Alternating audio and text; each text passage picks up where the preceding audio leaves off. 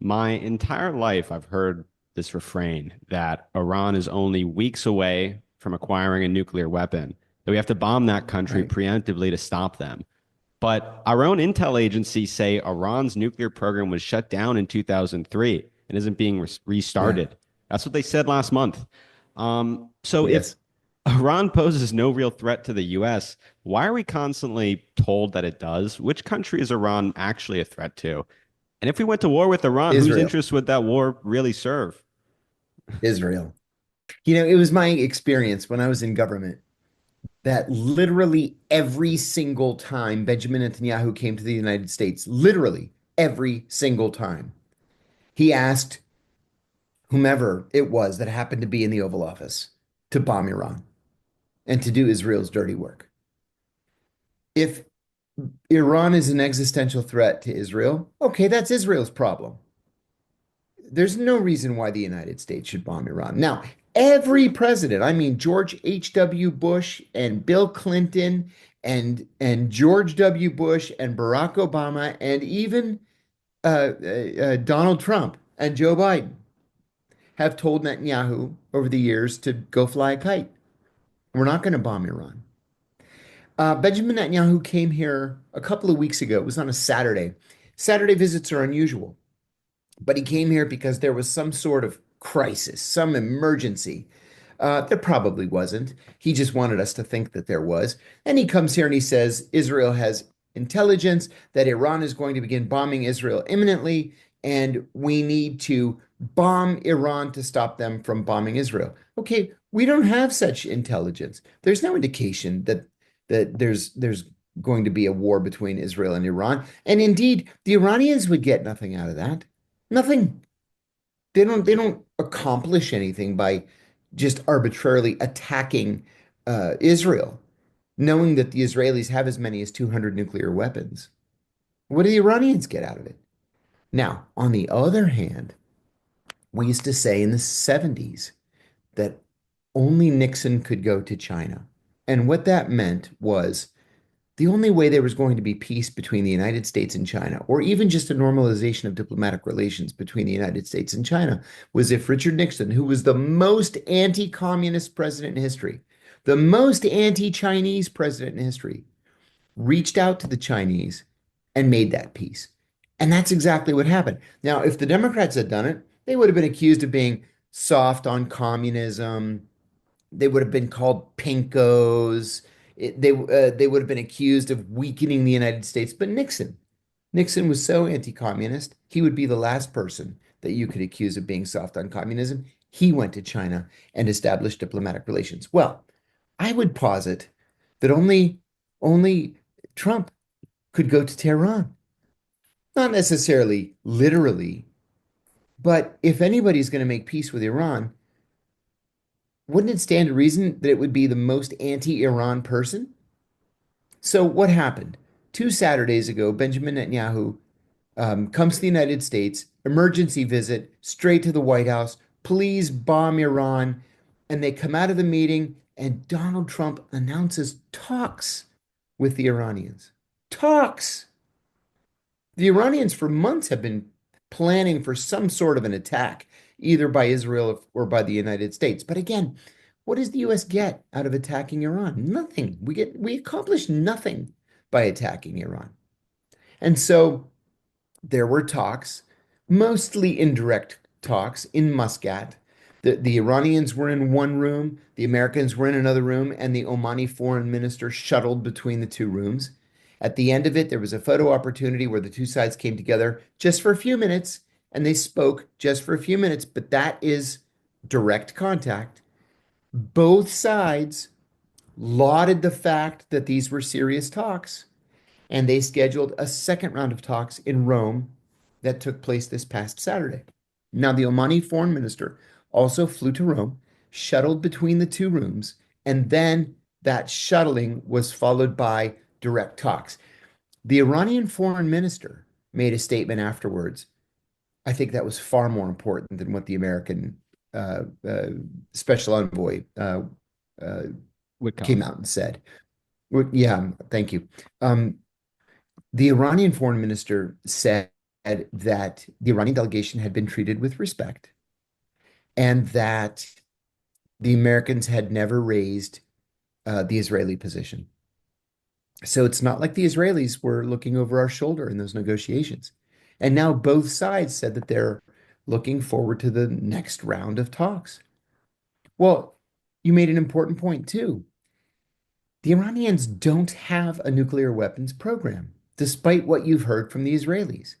There have been repeated national intelligence estimates and special national intelligence estimates coming out of the intelligence community going back to 2003, in which the conclusion of all 18 members of the US intelligence community, not just the CIA, all 18 members, has been that the Iranians are not pursuing the development of a nuclear weapon. They're just not. And besides, even if they were, they don't have a delivery system. And so somebody's been lying. I think it's clear that all these years it's been Benjamin Netanyahu. And I think that war with Iran is not only not imminent, I think that for the first time in 46 years, we may actually see a breakthrough in diplomatic relations. There's kind of a tug of war, as you mentioned, within the Trump administration regarding Iran. There's these Yes. people like Steve Witkoff, mainly, who are making steps to engage in actual diplomacy, talking with Iran and trying to solve these issues. And then there is another large faction of Iran hawks, mostly Israel lobbyists, and they're pushing for what they call the Libya model, which is the complete dissolution of Iranian nuclear facilities in exchange for not being bombed by the United States. But isn't the Libya model exactly why Iran would want nuclear weapons? Gaddafi gave up his. Exactly. In 2002, and not 2002, 2003, Steve Kappas, who was the deputy director of the CIA, um, actually at the time he was the associate deputy director for operations of the CIA, made a secret trip to Libya and met with Muammar al-Gaddafi. He told Gaddafi that we were going to attack Iraq. This was in February of 2003. We were going to attack Iraq and overthrow Saddam Hussein. And if Gaddafi didn't want to meet the same fate, he was going to have to turn over all of his weapons of mass destruction. And that's exactly what he did. And then we overthrew him anyway.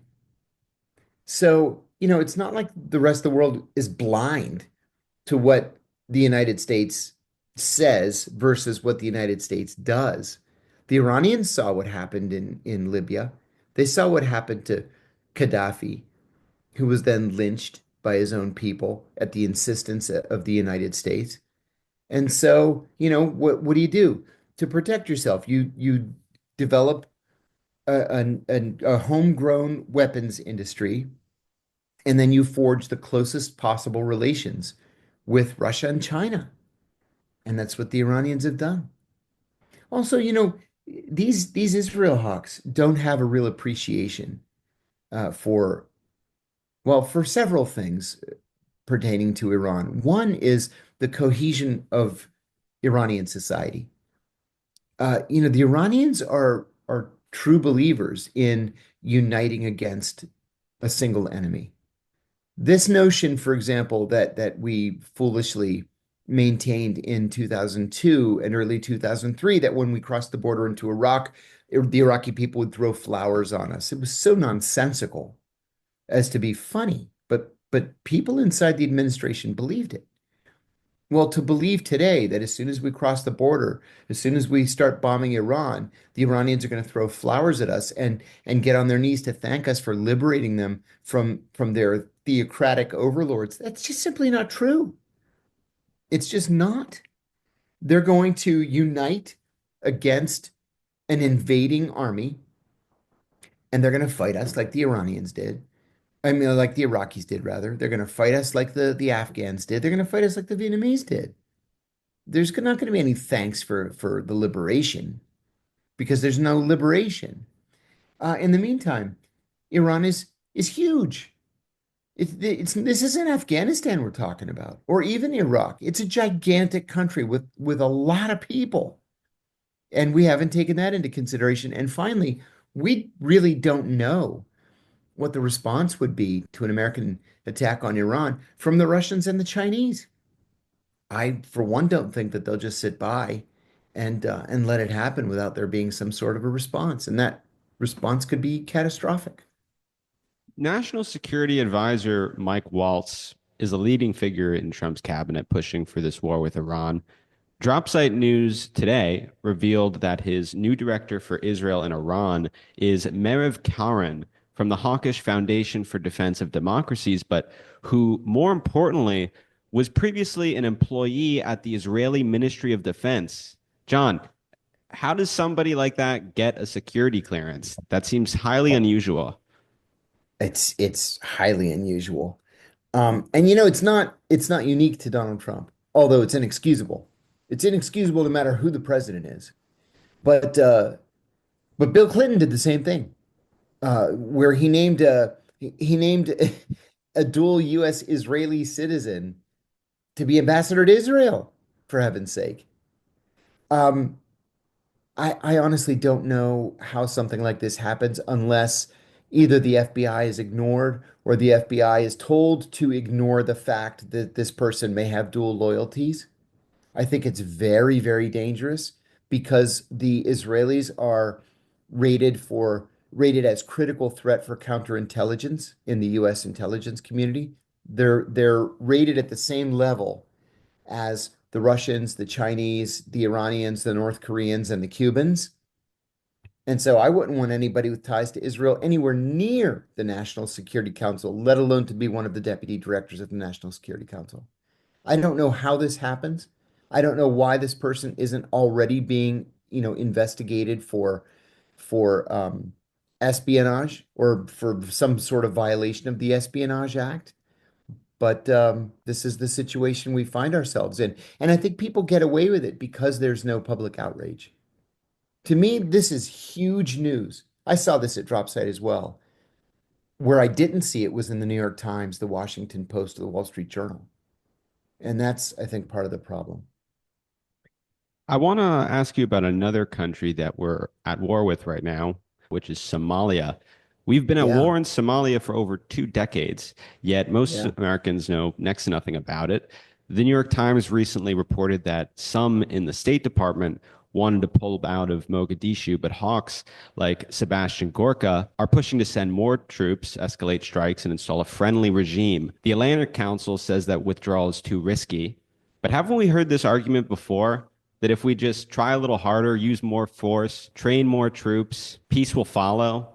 Doesn't this feel like Yeah. the same failed playbook we've seen over and over again with the surge, for instance, or Ukraine's Oh my God. counteroffensive, or with the war in We did it. Afghanistan?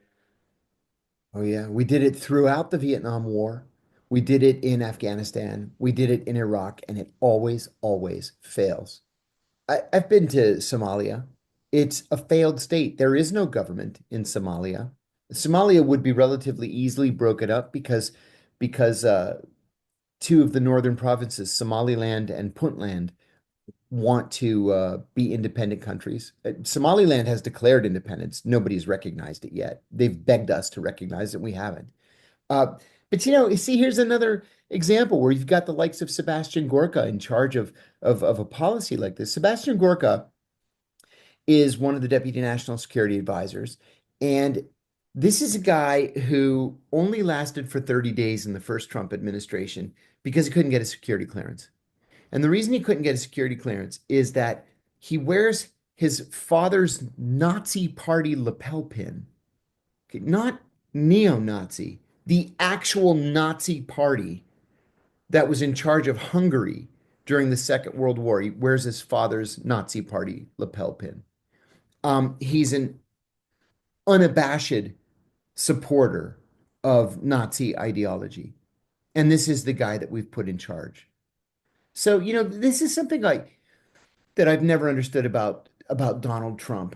On the one hand, he talks about pulling out of or ending these endless wars, right? These endless troop commitments. And then on the other hand, he surrounds himself with the likes of John Bolton and Mike Pompeo and Gina Haspel and other swamp creatures and lovers of foreign interventions that he's been railing against. So it's like, buddy, pick an ideology and stick with it. You can't say you're anti-war and then surround yourself with pro-war people like Marco Rubio, for example. You know why Marco Rubio is not carrying out these talks with the Iranians and Steve Witkoff is because Rubio is one of the ones that wants to bomb Iran. So I just don't understand it. If I were president, somebody having been a part of the Atlantic Council would be disqualifying for federal service. It wouldn't be, a talent base that I would go to staff my National Security Council. It would be disqualifying. But Donald Trump just seems to not really stand for anything other than Donald Trump. I want to ask you now about the US-backed Israeli genocide of Gaza. Amazingly, there's still plenty of defenders, and I've seen a number of self-declared terrorism experts like Max Abrams or Douglas Murray explain why the war is not only justified, but an effective approach to counterterrorism. And it comes from this theory that if you follow a sledgehammer approach, if you drop enough bombs, that you're going to deter your enemies from attacking you. And you don't have to resolve any political problems or resolve any grievances that caused the terrorism in the first place. You just bomb everyone, and that's how you discourage terrorism. And actually, I don't think you have to be an expert at all in terrorism or counterterrorism to figure this out. I think it's pretty intuitive that if you bomb people and kill their families, they're going to hate you and want revenge. The first suicide bombers in Iraq, for instance, were Palestinians who suffered under Israeli repression and occupation. The 1993 World Trade Center bombing perpetrator Ramzi Youssef said that he was motivated to, quote, stop the killings of Arabs by Israeli troops. Bin Laden said similarly about his motivation for 9/11 in his letter to America, which was a document that was purged from the Guardian website last year and censored all over social media once people my age started to notice these connections between U.S. support for Israel and terrorism. So we've been told we have to bomb the Middle East and support Israel to stop terrorism. But is there anything that generates more terrorism than bombing the Middle East and supporting Israel? No. And you know what? I thought that was clear a generation ago. When I was in Pakistan with the CIA, I was the chief of counterterrorism operations there. And to a man, every single one of the ground level Al Qaeda fighters that we captured told exactly the same story. The bottom line being they had no real beef with the United States. They couldn't even find the United States on a map. The beef was with US foreign policy in support of Israel. The beef really at the end of the day was Israel. And many of them said that they didn't really care one way or the other about the United States until they saw news coverage of Israeli soldiers with their boots on the necks of Palestinian women, right? Or news footage of dead Palestinian children thanks to Israeli attacks. And so it's that kind of behavior that creates terrorism, that motivates terrorists, that leads to more terrorism, not less terrorism. If you want less terrorism, respect civil rights and civil liberties and implement economic development and education. It's as simple as that. But it takes time and it takes money. This notion of the sledgehammer being used as policy, it has never worked. Never. Besides being illegal, right? It's a violation of international law. It's a war crime, a crime against humanity to target civilian populations, and that's exactly what the Israelis have doing. The Israelis don't even dispute, for example, the numbers of civilian casualties, and those numbers are coming from Hamas's Ministry of Health. And the Israelis say, yeah, yeah, we have killed that many people. Yeah, they're almost all civilians. And so why isn't the world doing something about it? But you're right, this is just a recipe for failure. And when I say failure, I mean at the end of the day, the Israelis are going to drag the United States down with them. And it's just going to lead to more attacks and more violence and more death all over the world.